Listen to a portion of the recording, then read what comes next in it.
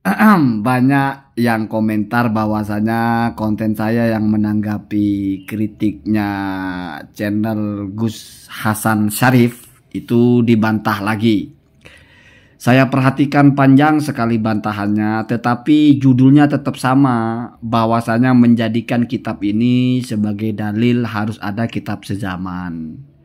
Dengan bahasa itsbatuhum yahtaju ila bayyinatin. Itu kotak yang paling bawah, yang lingkaran yang paling bawah, yang kecil, bayyinah. Jadi tetap ngotot kalau bayyinah itu adalah kitab sezaman. Karena hanya di bagian ini saja yang dianggap mengatakan kitab ini dalil harus ada kitab sezaman. Kalau narasi setelahnya itu kan di konten sebelumnya kan tidak dibaca oleh beliau. Jadi nggak termasuk. Jadi kita fokus di sini saja, ila bayyinatin ini. Sekarang mari saya bahasakan secara sederhana. Bagaimana sih redaksi ulama ini? Jadi ini berpolemik di dalam memahami kitab nasab. Atau memahami kitab ini secara harfan-harfan begitu. Saya bahasa Indonesiakan dulu ya, karena sudah berkali-kali dibaca bahasa Arabnya.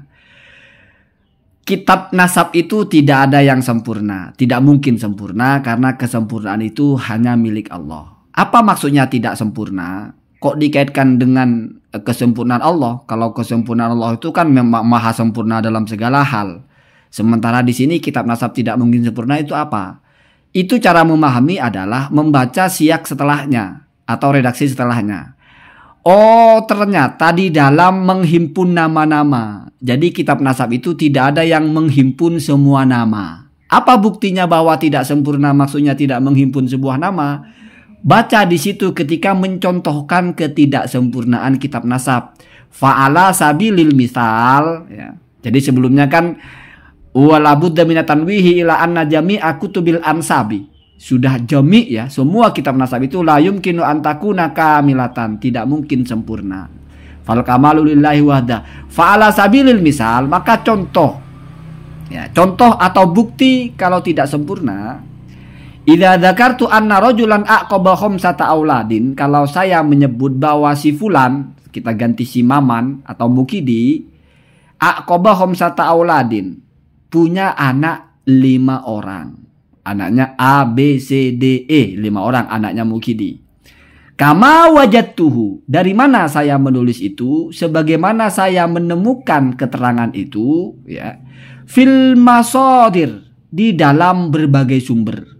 Kalau kita memperhatikan al-masadir itu kan ada alif lamnya al. Salah satu dari faedah al itu adalah listighrakil afrod. Jadi semua sumber sama dengan alhamdulillah segala puji. Kan bisa dimaknai begitu. Artinya dari semua sumber saya menemukan anaknya 5. Dan memaknai begini ini dikuatkan oleh kalimat setelahnya. Fahadha la yamna'u ayyakuna lahu atau lahum ikhwatun.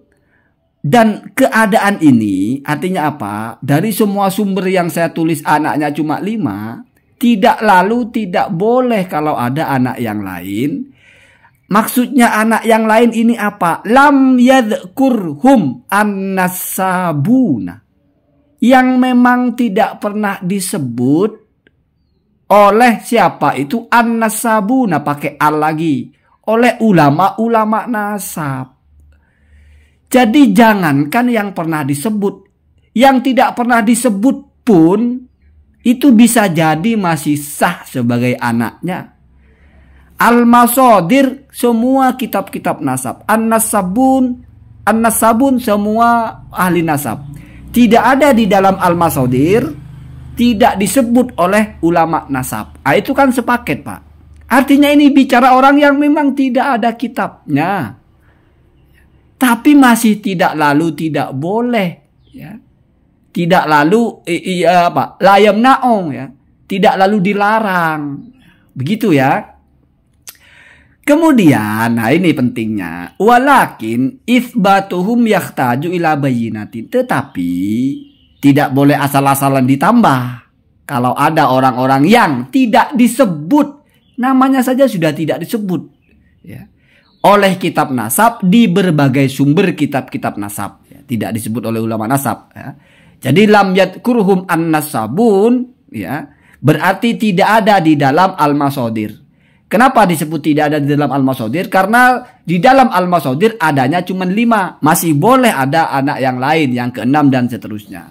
Tetapi untuk mengisbat nasab mereka, yahtaju ila bayyinatin. Harus ada bayyinah. Bayyinah itu apa? Kalau bayyinah ini diartikan, ya harus ada kitab ulama nasab. Ini sama aja bohong teorinya. Kan sudah bilang kalau ada nama orang yang tidak disebut oleh ulama-ulama nasab di berbagai sumber, selama dia punya bukti kalau dia itu sah, maka tetap boleh, tidak terlarang. Jadi ketidakdisebutannya itu tidak lalu membuat dia batal.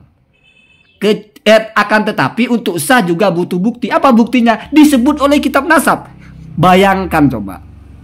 Apa sekucluk itu ulama menulis kitab, atau jangan-jangan memahaminya? Sudah tahu ini bicara yang tidak ditulis oleh ulama nasab. Al-masadir ya. Sumber-sumber. Bukan hanya yang sezaman. Setelahnya pun tidak ada yang menulis. Tapi itu pun masih bukan berarti tidak boleh. Selama punya bukti. Terus buktinya kira-kira apa? Kalau buktinya kitab nasab, lah berarti orang itu ditulis Pak dalam kitab nasab. Inilah yang saya sayangkan gitu. Terlalu memaksa sampai memahami kitabnya aneh. Sama dengan beginilah. Siapapun yang tidak masuk sekolah, ya tetap tidak akan saya pukul. Kecuali ketidakmasukan sekolahnya dia itu ada buktinya. Berupa dia masuk sekolah. Sudah bilang ini adalah toleransi untuk orang-orang yang tidak disebut tetap akan diterima. Tapi asalkan syaratnya dia itu apa? Ada bukti. Buktinya apa? Ada bukti kalau dia disebut. Lah. Jadi begini simpelnya. Siapapun yang tidak saya sebutkan tetap saja bisa sah. Kenapa? Karena tidak terlarang. Dimana ketika saya menyebutkan itu sudah saya ambil dari sumber-sumber. Artinya yang tidak disebutkan ini berarti tidak disebut oleh ulama nasab manapun. Ya. Atau oleh semua ulama nasab. Karena lam yadkurhum an-nasabun. Alnya ya semuanya itu ya. Tapi syaratnya orang itu sah adalah harus disebut oleh ulama nasab. Itulah akibat kalau memahami bayyinah itu kitab nasab. Saya pakai contoh yang mungkin lebih mudah difahami. Jadi 5 orang ini yang punya uang dan bisa bayar boleh makan. Tetapi bukan berarti selain dari 5 orang ini boleh makan. Kira-kira kalau bukan berarti selain, artinya kan bukan hanya berbeda orangnya tapi keadaannya. Karena mereka boleh makan itu karena bayar. Berarti mestinya berbicara yang selain dari 5 orang ini ya tidak bayar. Atau ngutang lah bahasanya. Atau mungkin dapat bonus. Tapi kalau dipahami bayyinah itu adalah disebut kitab nasab menjadi begini. Selain yang 5 orang ini juga tetap boleh makan. Asalkan mereka bayar. Lah. Apa bahasanya selain Pak? Apakah selain itu hanya masalah penyebutan nama? Ya tidak. Tapi masalah hukum. 5 orang itu dianggap sah karena disebut. Yang tidak disebut pun boleh sah.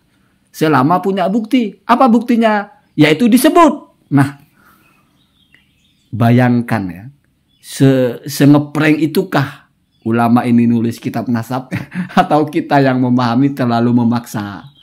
Karena catatannya Kiai Haji Imaduddin sejak awal tidak pernah pakai kitab ini untuk menyatakan bahwasanya harus ada kitab sezaman. Justru nanti akan saya buktikan kitab inilah bukti tidak perlu ada kitab sezaman. Begitu ya. Allahumma hdina ahdasabil.